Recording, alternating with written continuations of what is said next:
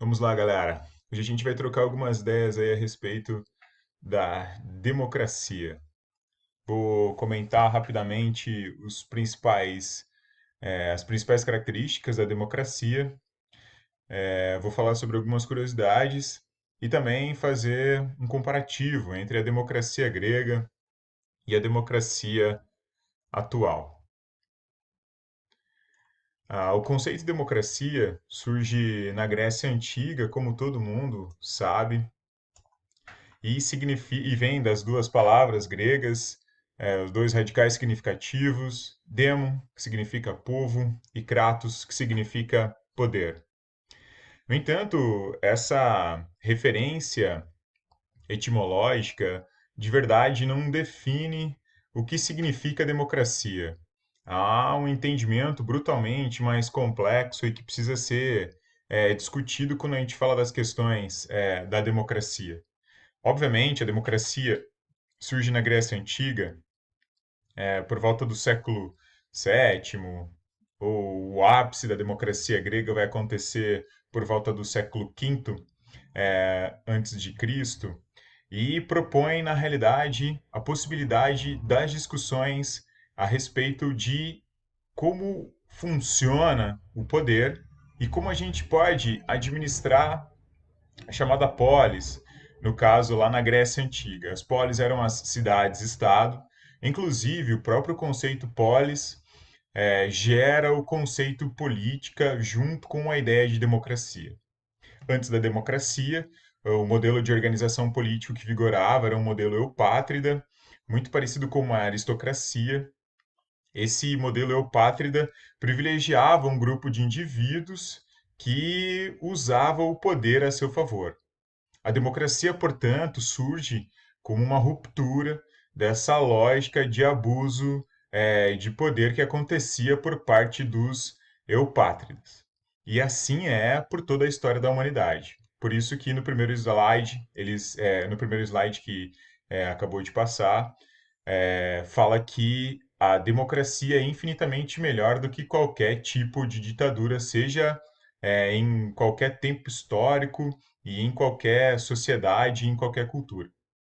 Na realidade, para a gente extrapolar essa noção de demo, kratos, poder do povo, é importante a gente produzir uma reflexão a respeito da ideia de que o que caracteriza a democracia é justamente ouvir ou pensar em interesses que são públicos, em interesses que dizem respeito às pessoas, a ideia de publicidade, aquilo que é para todo mundo, aquilo que deve ser comum. A gente tem aqui, pode fazer uma espécie de um movimento de contradição. Contrário à democracia, a gente pode pensar, por exemplo, os modelos autocráticos e autoritários, onde o que vigora, basicamente, é o interesse daquele que manda, diferentemente de uma democracia que leva em conta o interesse do público. Então a gente tem uma dicotomia aqui. Numa autocracia, basicamente, a gente tem interesses que são privados, que dizem respeito ao indivíduo, aos seus gostos, desejos e interesses. Quando a gente fala das questões públicas, os interesses ou as influências devem ser populares. É isso que caracteriza a democracia. A democracia, ela surge num espaço privilegiado de Atenas, na Grécia Antiga, que é a Ágora. É um espaço onde aconteciam os debates. É um espaço onde as pessoas se reuniam para comercializar e onde eles tinham acesso às produções artísticas. Esses debates que aconteciam na Ágora eram indispensáveis justamente para ressaltar os interesses públicos, os interesses comuns, os interesses populares. Então a democracia, ela é um modelo de organização política que se preocupa com os interesses públicos, com os interesses das pessoas. Obviamente, isso vai gerar uma grande tensão, que é promover a convergência dos interesses na diferença. Ou seja, as pessoas são diferentes. Existem grupos sociais diferentes. No tempo histórico que a gente existe, existem classes sociais diferentes. O grande desafio, a grande tensão da democracia é justamente produzir convergência nessa diversidade. Observando isso que eu falei, né, é possível a gente entender que esse é um grande dilema e sempre foi dentro da democracia. No entanto, a gente deve pensar que, se não houver essa tensão, se não houver essa divergência, existe um risco muito grande de que haja abuso de poder, de que haja abuso de autoridade. Então, aqui a gente tem um núcleo duro da discussão filosófica. Como produzir convergência de interesses, levando em conta a diversidade das questões que são tipicamente humanitárias? Quando a gente fala da democracia, é interessante a gente falar dos principais fundamentos que permitiram o desenvolvimento da democracia já lá na Grécia Antiga.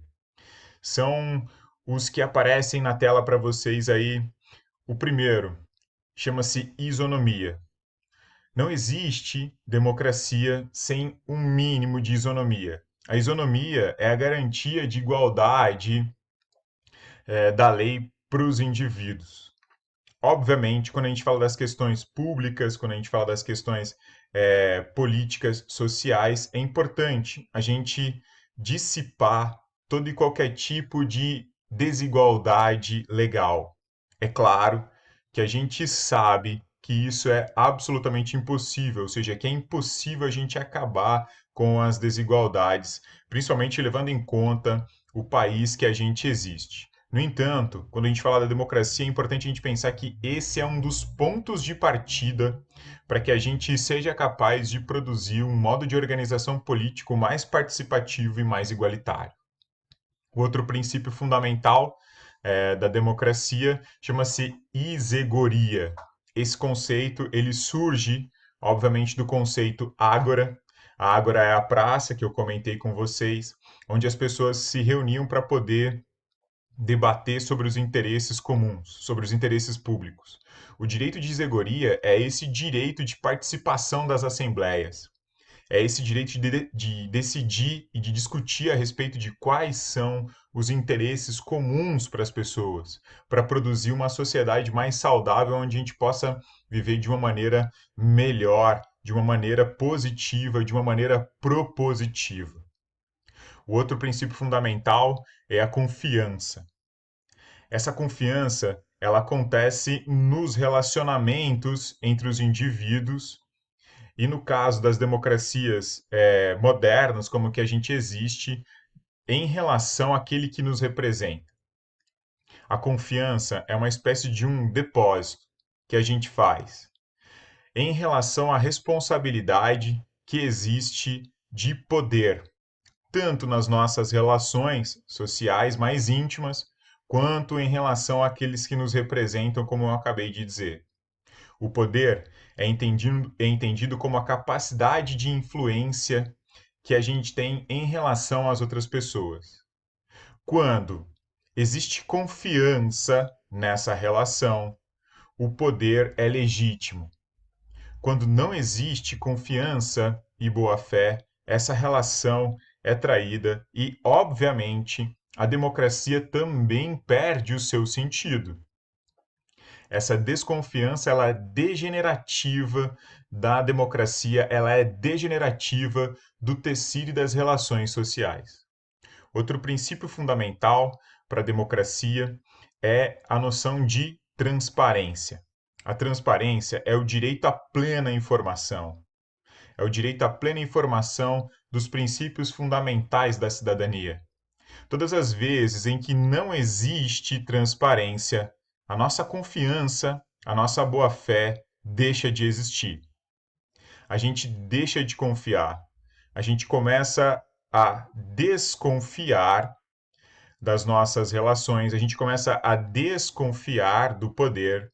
E aí, essa esfera da confiança é substituída pela noção de medo. O medo também pode funcionar como um mecanismo de controle, mas não na democracia. O medo é uma característica dos regimes tipicamente autocráticos e autoritários. Então, o que a gente pode perceber é que quando não existe igualdade perante a lei, quando não existe a capacidade de participação dos debates públicos, quando a confiança e a boa-fé são traídos, a democracia ela perde o seu sentido e ela corre o risco severo de ser transformada numa espécie de uma autocracia. A gente tem múltiplos exemplos de autocracia. Os regimes ditatoriais, inclusive os militares, podem ser considerados autocracias. A gente percebe então que todas as vezes que a transparência deixa de existir, as pessoas se sentem menos engajadas. Ou seja, todas as vezes em que as informações não chegam de maneira clara e evidente até a gente começa a se sentir enganado. E aí a gente perde a vontade de participar desse debate. A gente perde a vontade de participar das discussões, justamente porque a gente se sente desacreditado. E aí é que mora o perigo. Todas as vezes em que a gente se sente enganado e perde essa dimensão de engajamento e de participação, essa capacidade de engajamento na realidade se transforma em raiva ou em enraivecimento. É o que a gente consegue perceber mais atualmente com todos esses escândalos políticos. As pessoas, elas colocam as suas feras para fora e a gente percebe que, na realidade, esse enraivecimento não leva a lugar algum. No entanto, para a gente restabelecer esse engajamento, a gente deve resgatar aqueles princípios fundamentais que eu acabei de comentar com vocês, que são os princípios de isonomia, isegoria, transparência e confiança. Somente através do resgate desses princípios fundamentais vai ser possível a gente fazer com que as pessoas se sintam engajadas, se sintam à vontade em discutir a respeito dos princípios fundamentais para que exista uma democracia. A democracia grega, ela tem como característica fundamental o fato dela ser direta. As decisões elas eram tomadas de maneira aberta em assembleia. As pessoas participavam do debate e os cidadãos decidiam. O detalhe aqui é que nem todas as pessoas que participavam do debate poderiam decidir. Por quê? Porque não necessariamente todas as pessoas eram considerados cidadãos. O cidadão deveria ser homem, nascido em Atenas e com uma porção de outras prerrogativas.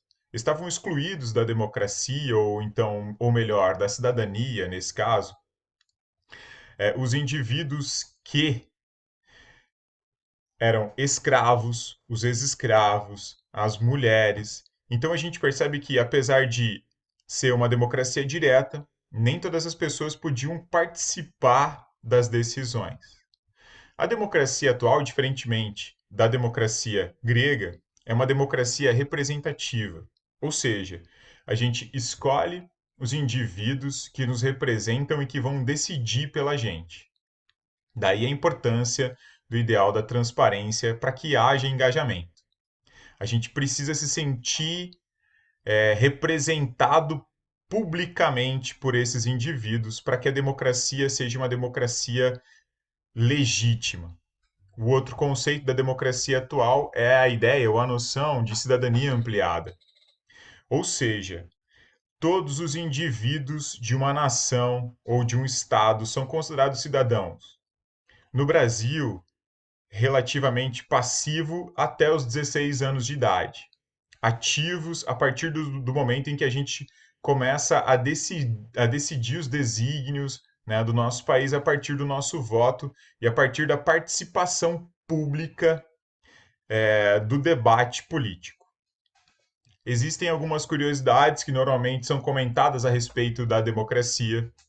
Uma delas é o chamado ostracismo político. O ostracismo vem de um conceito grego chamado ostraco. Eram pequenos fragmentos de cerâmica, onde os indivíduos escreviam o nome dos indivíduos que deveriam ser expulsos dos debates políticos, né, e que deveriam ser exilados.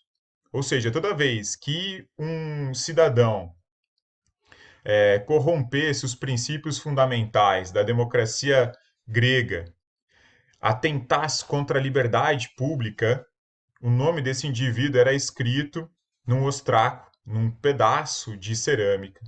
E aí havia uma discussão de se ele deveria ser excluído do debate político, ser expulso da cidade ou não.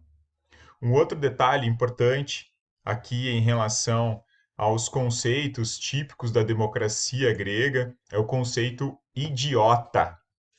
Ide tem a ver com indivíduo nesse caso. O idiota, para os gregos, era o indivíduo que estava preocupado pura e simplesmente com os seus problemas e de jeito algum estava preocupado com as questões públicas, com os problemas sociais. Então, a ideia de idiota surge justamente desse indivíduo que é fechado em si, que se preocupa somente com os seus problemas e não leva em conta uma existência social, uma existência coletiva,